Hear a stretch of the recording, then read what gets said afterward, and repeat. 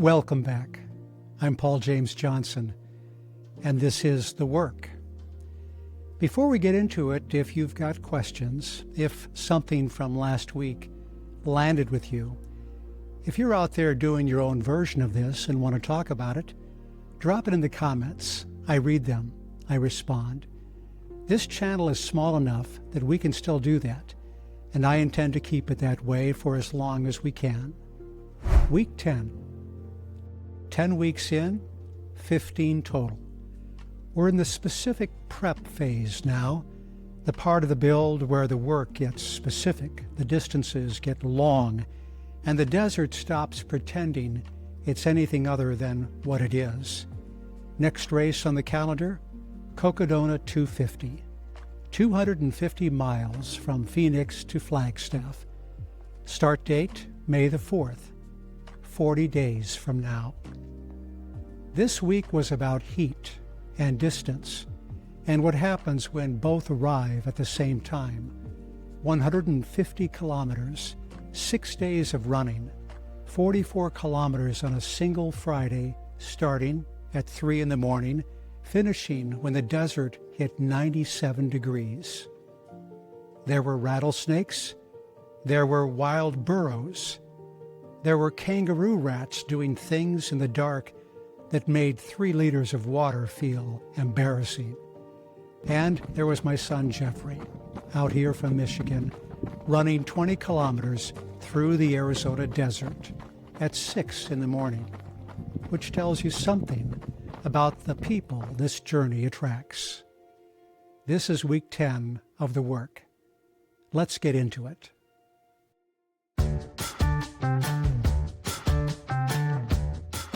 Act 1, a hidden gem shared. There's a thing that happens when you've been training alone for weeks, when your miles are yours and yours alone, logged in silence and dark and desert air. And then someone shows up to run with you. Someone from a different climate, a different season, wearing Michigan on his skin like a second layer. Monday morning, 6 a.m., Jeffrey and I pulled into the Beardsley Trailhead parking lot. Empty, not a single car. He looked around and said it felt like a hidden gem. I told him it is. This whole season, I've had this place almost entirely to myself. The sun hadn't fully committed yet, but the sky was making its case. We didn't need headlamps. The air sat in the low 60s, cool enough that I left the sun hat in my hand and let the desert morning touch my head. Within the first 2 kilometers, the hot air balloons began to rise. One cluster near Lake Pleasant Parkway and the 303. Another bank of color on the western horizon, probably out toward Happy Valley Road and Grand Avenue. It was the kind of morning that the balloon operators dream about. The Phoenix Valley laid out below like a picture postcard, tourists craning their necks at the edge of the basket. We ran a steady 2-minute on, 30-second off rhythm. When a climb came up during our running window, we hit it on the run. Those 398 meters of gain over 20 kilometers don't announce themselves. They come in waves, dipping into cool, low channels, then climbing back out into the warmth. In 2 hours and 44 minutes, we earned every one of them. By the 7.5 kilometer mark, the Lake Pleasant Regional Park bathroom, the only water out there, Jeff was more than ready to refill. On the way back, the mid-80s were already arriving. The last 6 or 7 kilometers, you could feel the day turning. Around the 8-kilometer mark, the lake appeared, and the wild burros with it. Lake Pleasant's levels are low this year. The burros were down in areas that would normally be underwater, grazing on whatever the receded shoreline had left behind. A dozen or more in one herd, Then, on the way back, half a dozen more, 2 of them young, their coats still the darker shade of youth. They stood within a few feet of the trail and didn't flinch at us. Near the end, I spotted a snake, 3 to 3.5 feet, a distinct brown, gone before I could photograph it. Jeff never saw it. It moved off the trail like it had somewhere to be. I finished Monday, grateful for the company. When you run with someone, you push harder than you otherwise would. That afternoon, 2 hours of pickleball at Trilogy, because that's the week.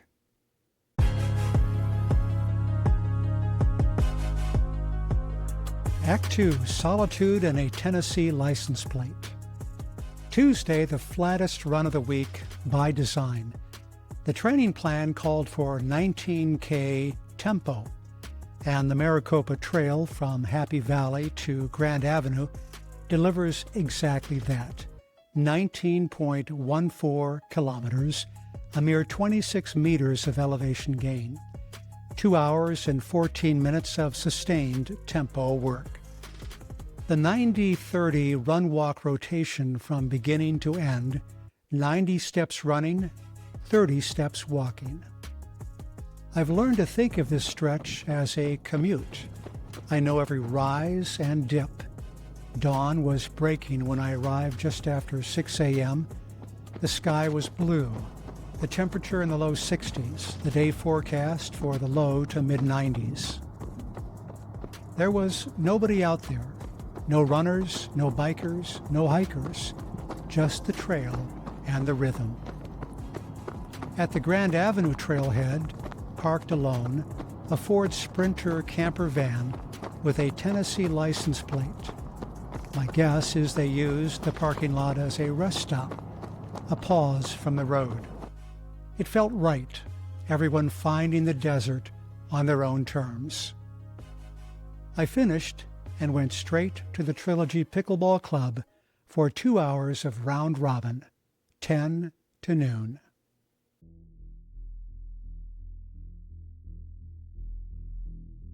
Act 3, 2 dogs, a coyote, and a cross. Wednesday, 13 scheduled, 14.02 run, Paloma Community Park, then out onto the Buckhorn Trail toward the East Wing Mountain Preserve. 6:30 in the morning, 60 degrees, those 269 meters of gain packed into just over 14 kilometers make this place work for its reputation. The climbing is real, and you don't get credit just for showing up. I ran what I could and power hiked the rest. I fell twice. The first time, my right shoe caught a rock, and I went sprawling. A few skin abrasions, nothing structural. I've learned that the instinct after a fall is right. Get up, get moving. Let the blood flow find the injury. 2 dog encounters, both good. An older gentleman with an unleashed dog saw me from a distance and brought it in immediately. Later, a runner with 2 Weimaraner's spotted me early and held them close. I gave everyone wide berth. It worked. In the low area near the water control structure, a coyote was moving through the brush at a trot. He'd seen me. He wasn't running, just moving, purposefully away. Then on the Buckhorn Trail, I came around a bend and stopped. A wooden cross planted just off the trail, a purple ribbon, a small rock circle, a little plastic container with a name, David Olson. He passed away February 9th, 2025. A father, a husband, a sports coach, a Boy Scouts leader. His memorial held in Peoria. People were asked to wear purple. The Minnesota Vikings purple, his color. These secondary memorials, the ones built by families in the places their people loved, say something about a person that formal services can't always reach. I ran on. The temperature when I finished was 79 degrees.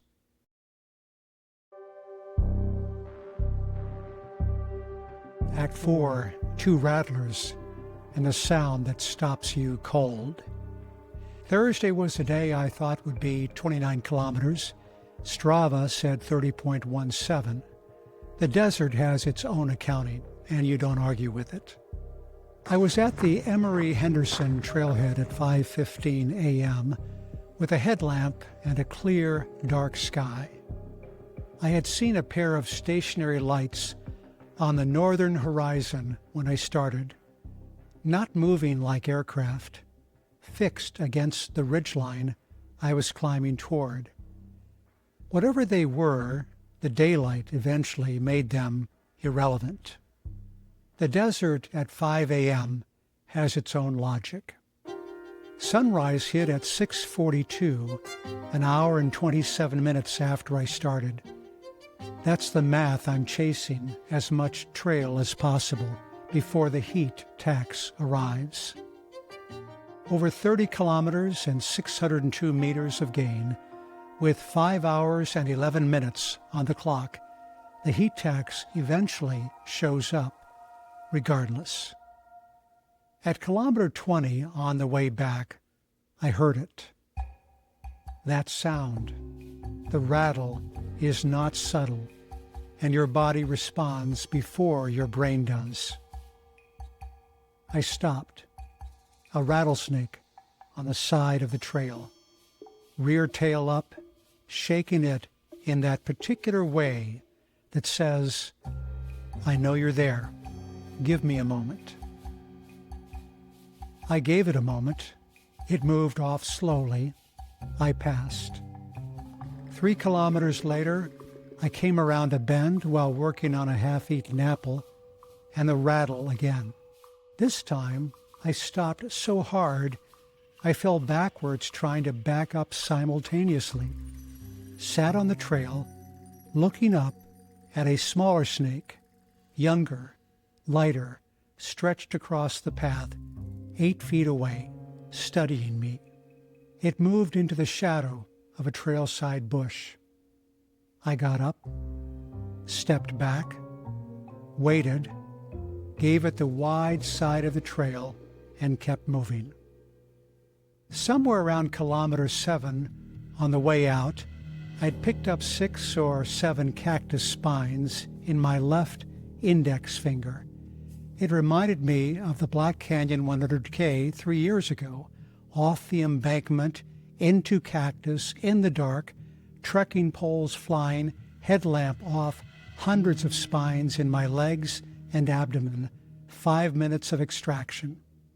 The runners I'd sent ahead, some of them, I caught before the finish line. That evening, 2 hours of pickleball, then bed early with Friday waiting.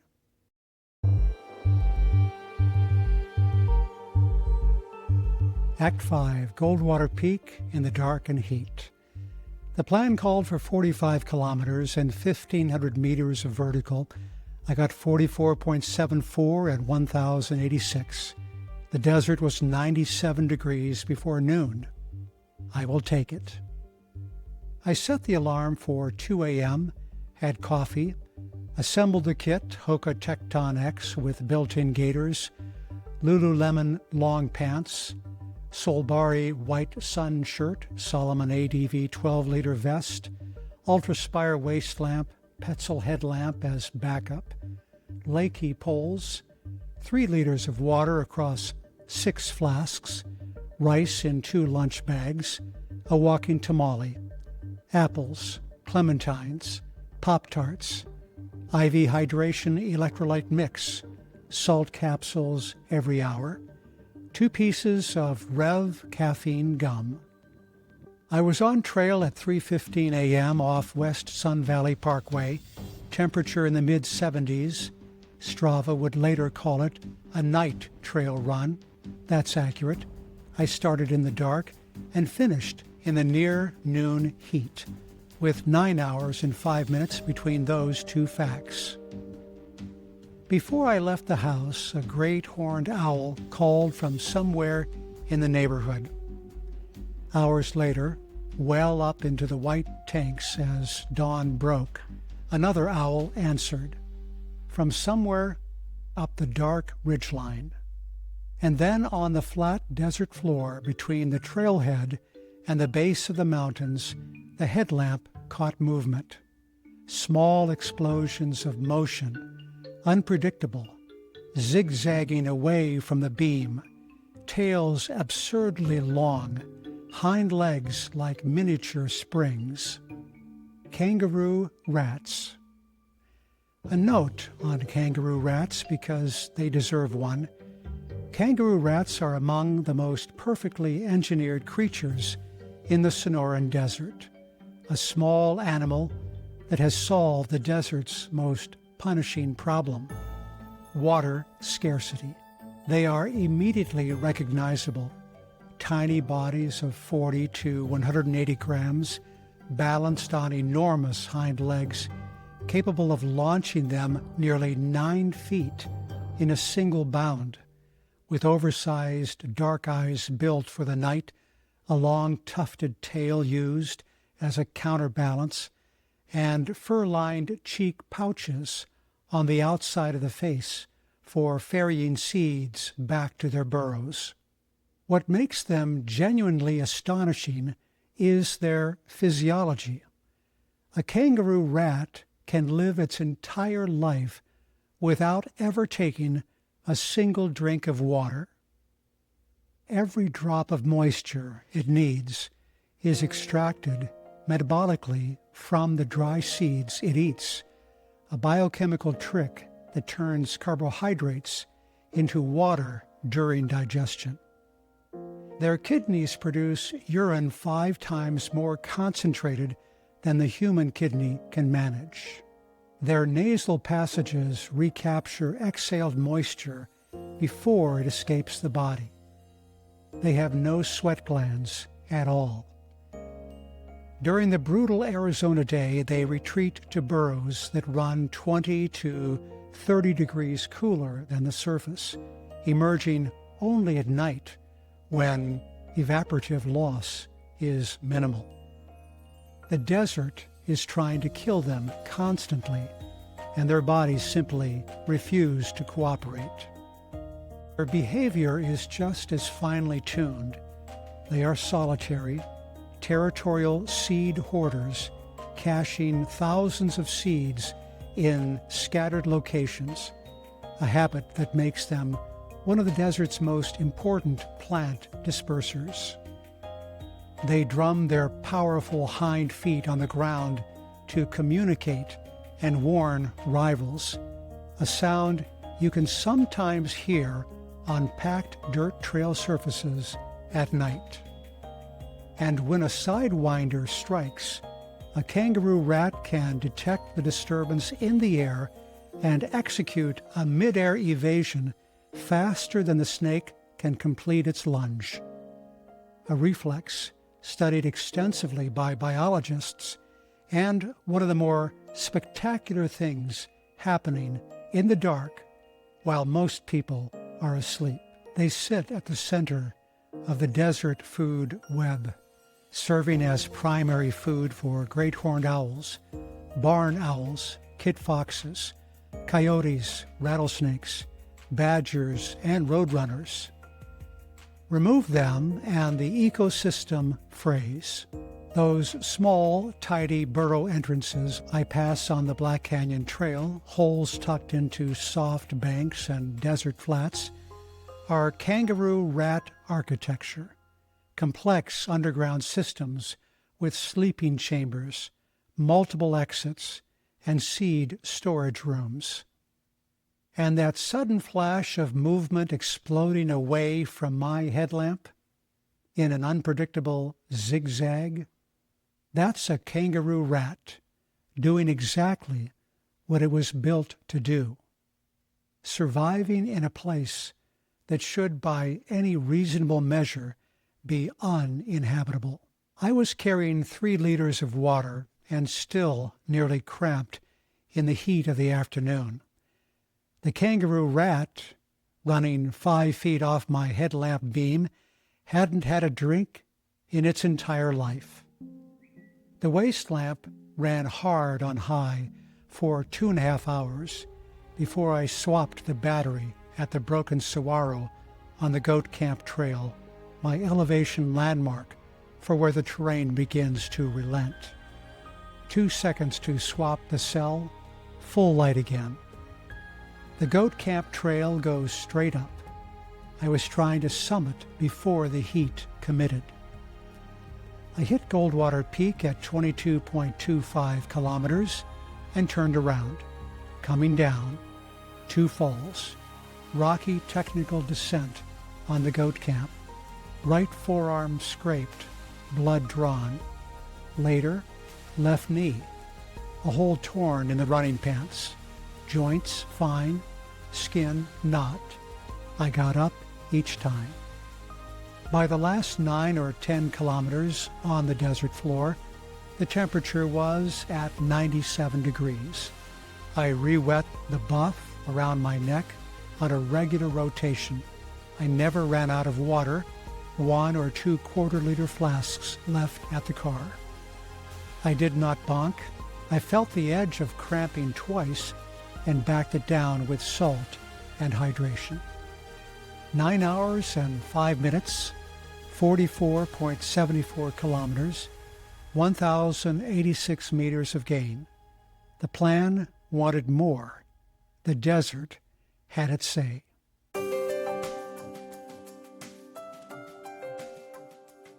The legs said rest.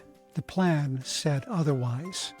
Saturday morning, less than 24 hours after coming off the white tanks, I went back out for 22.52 kilometers, 93 meters of gain, 2 hours and 40 minutes.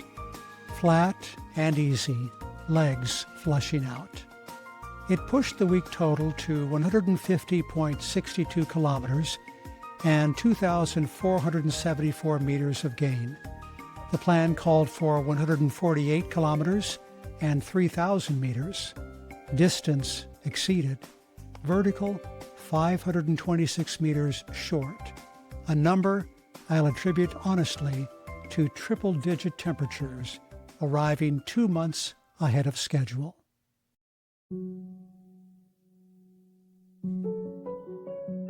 That's week 10. If you've made it this far, thank you, genuinely. You didn't have to spend this time here, and I don't take that lightly. If something in this week's episode sparked a question, or you're out there putting in your own work and want to share it, the comments are open. I read every one of them, and I'll answer. That's not a promise I make lightly. It's one I intend to keep. If this is your first time here and the journey feels like something worth following, subscribe. We're 40 days out from Cocodona. It's going to get interesting. Week 11 is already waiting. I'll see you there. I'm Paul James Johnson. This is The Work.